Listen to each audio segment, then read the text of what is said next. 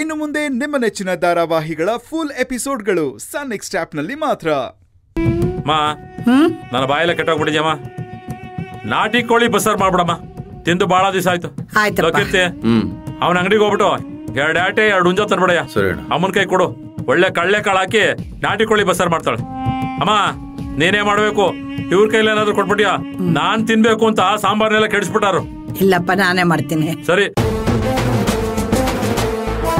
ನೋಡು, ನಿನ್ನ ಸೊಸೆಯರ್ಗೆಲ್ಲ ಗಂಡಸ್ರಿಲ್ಲ ಅಂದ್ರೆ ಹೆಂಗಸ್ರಿಗೆಲ್ಲ ಕಿರೀಟ ಬಂದ್ಬಿಡುತ್ತೆ. ತಲೆ ಇದ್ರಲ್ವಾ ಕಿರೀಟ ಕೆಲ್ಸ, ತಲೆನೇ ತೆಗೆದಾಕ್ಬಿಡ್ತೀನಿ.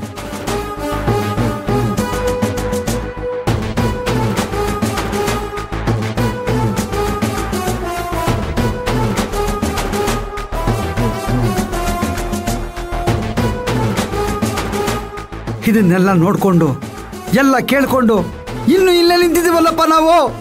ಅಣ್ಣ ಸ್ವಲ್ಪ ಸಮಾಧಾನ ಮಾಡ್ಕೊಳ್ಳಿ, ನಡೀರಿ ಹೋಗೋಣ. ಹೊಟ್ಟೆ ಉರಿಯಲ್ವ ಶಿವಪ್ಪ? ಮಲ್ಲಿಕಾರ್ಜುನ್ ಅವರೇ, ಇನ್ನು ಯಾಕೆ ಇಲ್ಲೇ ನಿಂತಿದ್ದೀರಾ? ನಡೀರಿ ಹೋಗೋಣ.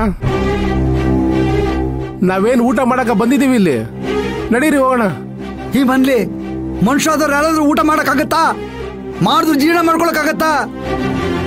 ಬರ್ಬಾರ್ದು ರೋಗ ಬಂದ್ಬಿಡುತ್ತೆ.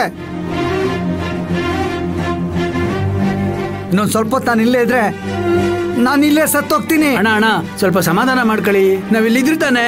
ಬನ್ನಿ ಹೋಗೋಣ, ಬನ್ನಿ.